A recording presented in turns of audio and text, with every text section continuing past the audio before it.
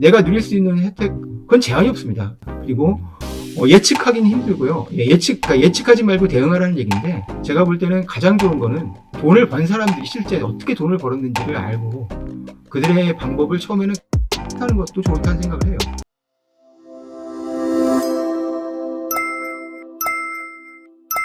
네, 안녕하십니까. 오늘은 슈퍼리치들에게 배우는 돈 공부의 저자 신진상 소장님 모시고 말씀을 나누겠습니다. 가장 이상적인 돈 공부의 순서 어떤 걸까요?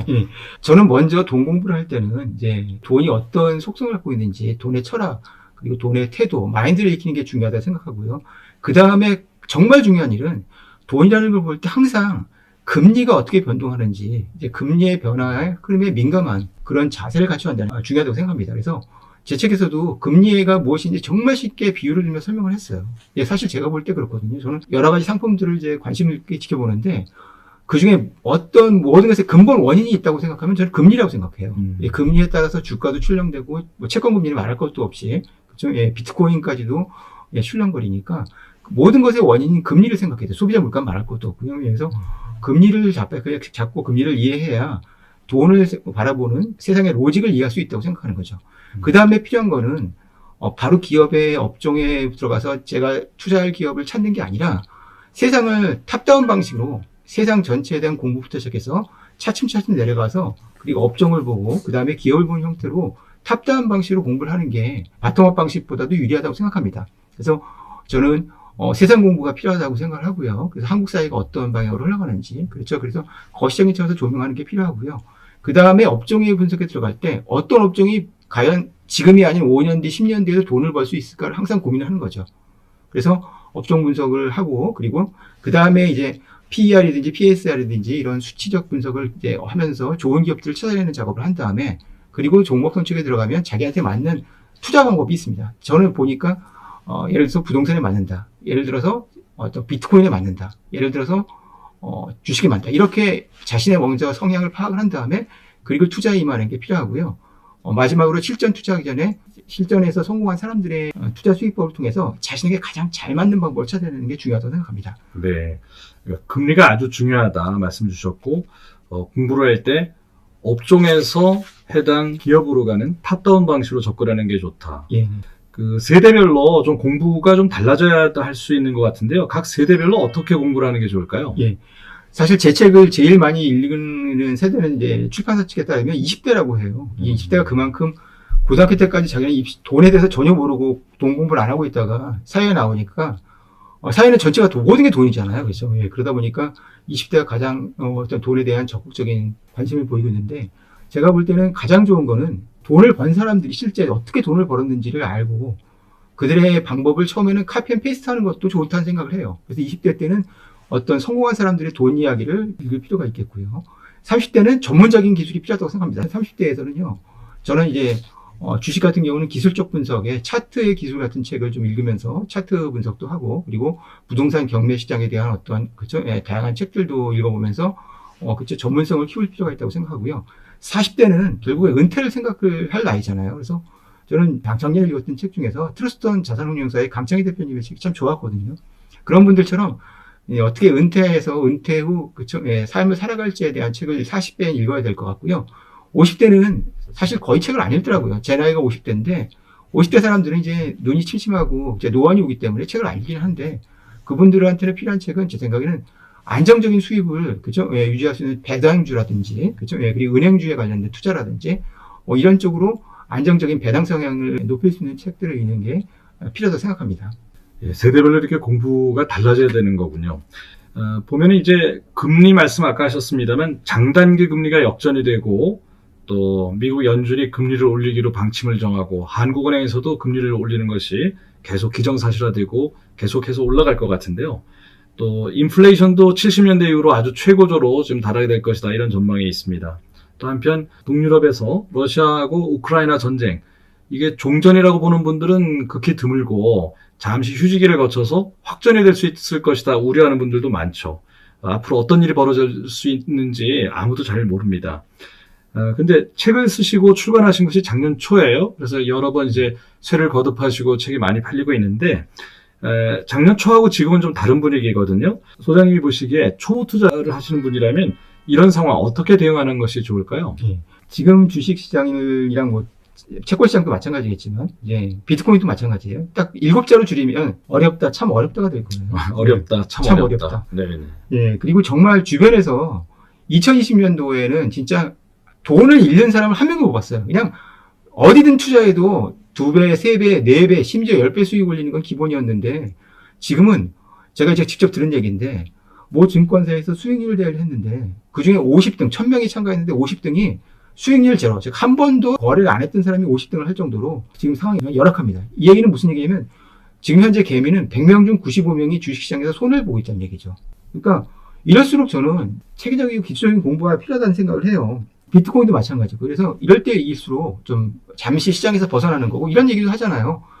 시장에서 잠시 벗어나고 쉬는 것도 투자의 한 방법이다라는 얘기가 있지 않습니까? 그래서 저는 잠시 벗어나서 이번에야말로 시간을 갖고 좀 길게, 그쵸? 예, 시장도 공부하고 자기 자신에 대해서 공부하는 어떤 돈 공부의 시간을 가져오는 게 정말 필요하다는 생각을 합니다. 그리고 예측하기는 힘들고요. 그러니까 예측하지 말고 대응하라는 얘기인데 지금 뭐 전쟁이 어떻게 끝날지, 인플레이션이 어떻게 잡힐지, 유가가 어떻게 될지 그걸 누가 예측할 수 있겠습니까? 그쵸? 선물 투자를 하는 사람들은 그걸 예측을 해야 되겠지만 그건 너무 어렵잖아요. 그래서 그쵸? 초보자일수록 예측하려고 하지 말고 빨리 대응하기 위해서, 그리고 이럴수록 자신의 어떤 투자 지식, 금융 지식들을 숙성시키는 작업이 필요하다고 생각합니다. 그럴수록 책을 많이 읽고 그리고 유튜브도 열심히 보면서 공부를 더 해야 하는 시점이 아닌가 이렇게 생각합니다. 어쨌든 많은 전문가들이 현재 자본주의를 믿고 시작하는 게 주식 투자잖아요. 그러면 시장은 우상향할 수밖에 없다는 거죠. 왜냐하면 자본주의는 혁신으로 생산성을 높여왔기 때문에 저는 그것이 코로나를 만났든 아니면 전쟁을 만났든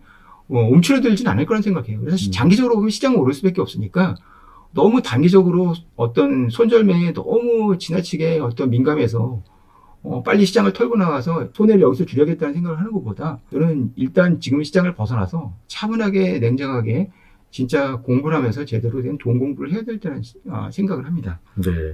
기왕에 보유하고 있는 종목이 있다면 쉽게 손절매 하지 마시고 좋은 종목을 잘 선택하셨다면 좀 갖고 계신 것도 좋겠다. 그렇죠. 예. 네. 만약에 자기가 기본적으로 이렇게 생각하는 거죠.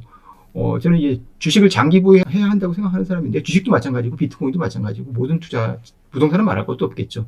그 이유는 이런 거예요. 최대 손실, MDD를 생각해 보세요. 최대 손실은 제가 100만 원을 투자했으면 100만 원입니다. 마이너스 100%가 최대인데요. 물론 레버리지를 끼면 달라질 수 있겠지만 쓰면은 내가 누릴 수 있는 혜택, 그건 제한이 없습니다. 그쵸? 테슬라처럼 1년에 8배가 뛸 수도 있고 100배, 1000배까지도 오를 수 있는 게 주식시장이거든요. 비트코인도 마찬가지고. 그래서 저는 장기적인 믿음을 갖고, 그렇죠? 그러려면 자기 자신에 대한 평정심과 컨트롤할 수 있는 마인드 컨트롤도 필요하겠고, 그래서 꼭 투자 관련된 재테크 관련된 책만 읽지 말고 자기계발서라든지 심리학 책, 뇌과학 책도 읽으면서 자신을 어떤 달랠 수 있고, 그렇죠? 시장의 어떤 거친 변화에 따라서 부안해동하지 않고 자신의 어떤 정해진 길을 갈 수 있는 어떤 방법으로 자신을 훈련시키는 과정이 필요하다고 생각합니다. 네네. 그리고 지금 소장님 쓰신 책에는 보면 이제 주식이나 부동산, 채권, 보험, 여러 가지 금융 상품들은 소개되어 있는데, 암호화폐, 가상화폐에 대한 언급은 없어요. 소장님 보시기에는 이 블록체인 가상자산, 초보자들 어떤 식으로 받아들이면 좋다고 생각하십니까?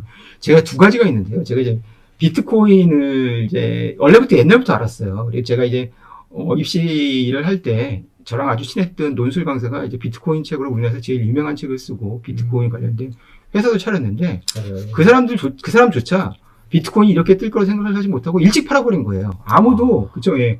뭐냐면 비트코인이 이렇게 뭐 8천만 원, 이제 6천만 원까지 갈 거라고 생각을 못한 겁니다. 예, 그러니까 그런 얘기를 하잖아요. 비트코인 같은 경우는 진짜 일단 초기에 사놓고 수면제를 5년 동안 먹고 자는 게 제일 좋은 어떤 투자 전략이라고 하는데 저도 사실 비트코인의 가능성을 못 봤고 저는 이제 나신 탈레프를 대단히 되게 좋아하는데요. 나신 탈레프라는 이 작가가 굉장히 이제 똑똑한 작가잖아요. 똑똑한 작가고 똑똑한 경제학자인데 비트코인을 굉장히 평가를 아주 혹평을 했어요. 어느 정도 혹평을 했냐면 비트코인은 사기다. 그리고 언젠가는 인플레이션이 되더라도 언제든지 이렇게 가격이 제로로 수렴할 수 있다고 하면서 끊임없이 겁박을 하고 그런 어떤 전문가들, 저는 아무래도 경제학자들의 말을 믿었던 거죠. 근데 이런 생각을 했어요. 비트코인에 대해서 비트코인이나 이제 블록체인이나 이더리움 같은 어떤 새로운 변화에 내가 그동안 너무 다수의 생각을 너무 따른 게 아닌가. 그러다가 제가 생각이 바뀌게 된 계기는 정유진이라는 소설가가 썼던 달까지 가자라는 책을 읽고 20대와 30대란 젊은 사람들은 정말 이게 마지막 기회라고 생각하는구나. 20대, 30대가 코스피 거래량을 압도할 정도로 많은 거래량이, 그쵸, 비트코인 거래량이 폭발한 적도 있거든요. 그 얘기는 뭐냐면 그만큼 달려든다는 얘기죠. 그러니까 수급을 읽어야 되니까 이미 20대, 30대들의 마음에서, 그리고 그만큼 참여자가 늘어날수록 네트워크가 가까운 거죠. 예, 많은 사람들이 참여할수록 쉽게 말하면 제로가 되거나 폭락할 가능성은 점점점 줄어들고 쉽게 떨어질 일이 없다는 얘기죠. 그래서 저는 생각을 좀 바꿨습니다. 그래서 비트코인의 어떤 가능성에 대해서 일단은 그것은 이미 와버린 미래로 어쨌든 피할 수 없는 현실이다. 그래서 받아들일 건 받아들이자는 생각을 하고요.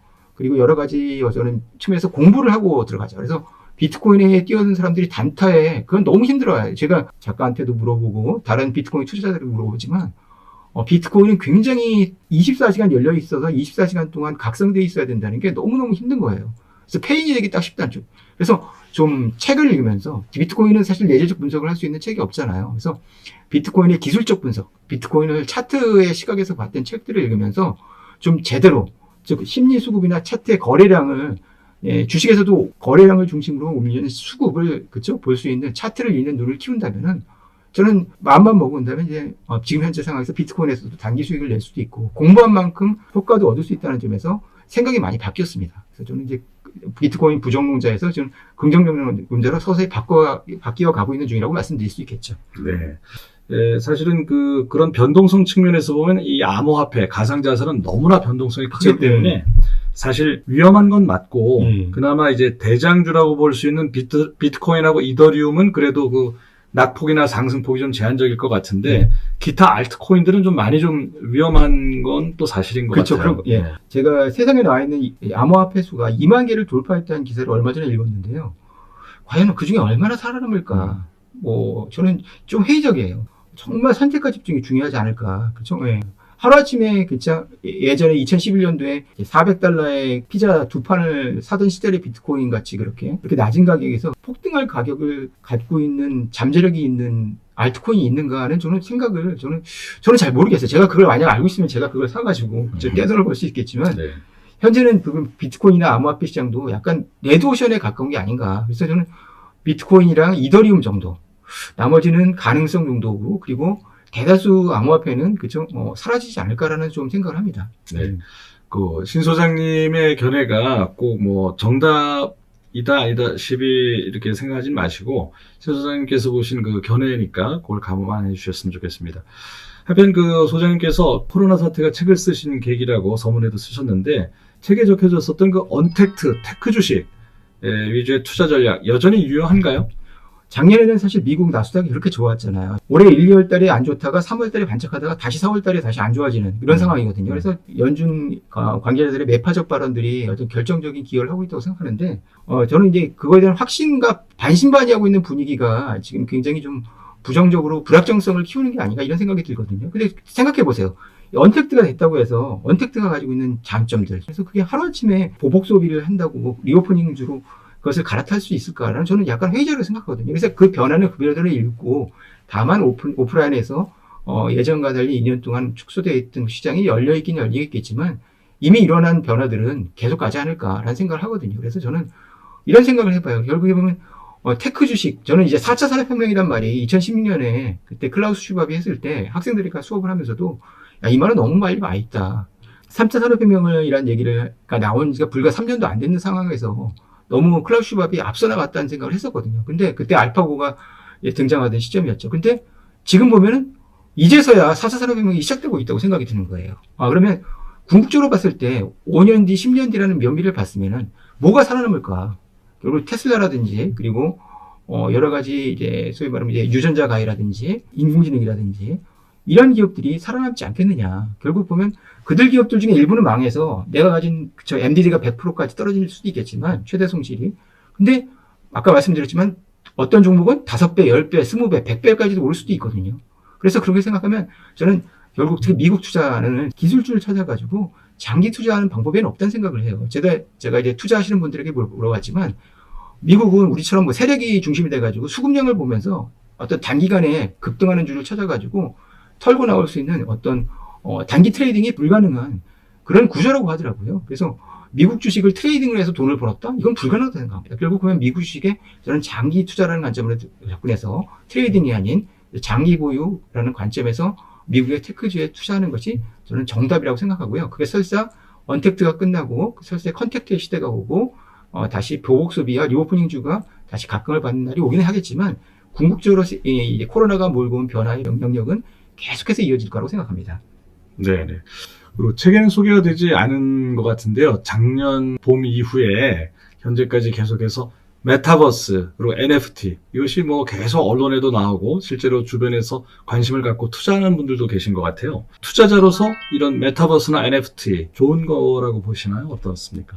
사실 제가 이제 문화에 관심이 많고 그리고 기술에도 관심이 많고 교육에도 관심이 많다 보니까 이 세 가지가 접점이 될 수 있는 좋은 지점이 NFT랑 메타버스라는 생각을 했어요. 근데 사실 메타버스란 말이 갑자기 등장한 게 아니고 5년 전, 6년 전에 있었던 사이버 리얼리티, 가상현실이 그쵸? 이름만 바꾼 거거든요. 그래서 저는 5년, 6년 동안의 사이에서 많은 기술적인 변화에서 어떤 원천 기술이 발전이 되온 건 사실이거든요. 그래서 메타버스가 조금 현실에 가깝게 됐고 메타버스는 굉장히 긍정적으로 봅니다. 그쪽으로 갈 수밖에 없다는 생각을 해요. 결국에 보면 현실이 힘들고 고통이 심하면 심할수록 어떤 뭔가 있고 싶은 대상이 필요한데 그게 가상현실이 제공할 수 있는 메타버스가 제공할 수 있는 가장 큰 매력이죠. 그리고 NFT는 저도 굉장히 많이 초반에 기대를 했어요. 세계적인 디지털 아티스트 작가들에 대해서 관심 있게 보고 그들의 가격 어떤 폭을 좀 보고 있었는데 이상하게 2021년도까지는 폭등을 했던 가격이 2022년도부터는 좀 줄어들기 시작했어요. 그렇게 제가 비플이 780억에 팔린 이후에 어떤 그것을 뛰어넘는 기록이 1년째 나오고 있지 않잖아요. 그래서 잠깐 멈추고 있는 것 같아요. 요즘에 관심이 NFT에 대한 관심이 조금 줄어든 건 사실이거든요. 근데 저는 NFT가 가지고 있는 강점, 그쵸? 결국에 복제가 무한히 가능한 인터넷 공간에서 희소성, 그리고, 인간의 소유 본능을 만족시켜준다는 점에서 저는 NFT의 등장은 필연적이고, 앞으로도 그쪽으로 갈 수밖에 없고, 특히 저는, 이제 게임 업체라든지, 그리고, 음악 업체, 그리고 영화 업체, 이런 업체들이 엔터테인먼트에서 보여줄 수 있는 NFT의 위력이 굉장히 크거든요. 이런 교육이 이루어져서 제대로 된 인력이 나올 때쯤 그때 다시 주목을 받을 거라는 생각을 하거든요. 그래서 저는 장기적으로 보면 미래를 낙관하지만 지금 일시적으로는 작년에 너무 과도하게 잃었던 그렇죠 앞서 나갔던 것에 대한 어떤 반발이랄까 궁죽통이라고 하지 않습니까? 그래서 저는 그런 면에서 약간의 어떤 휴지가 있었다라고 생각을 합니다. 네. 네, 잘 들었습니다. NFT하고 메타버스 분명히 이제 다가오고 있고 이미 와 있는데 앞으로도 상당히 전망은 밝다. 관심 갖고 봐야 되겠다. 이 말씀입니다. 예, 네. 네.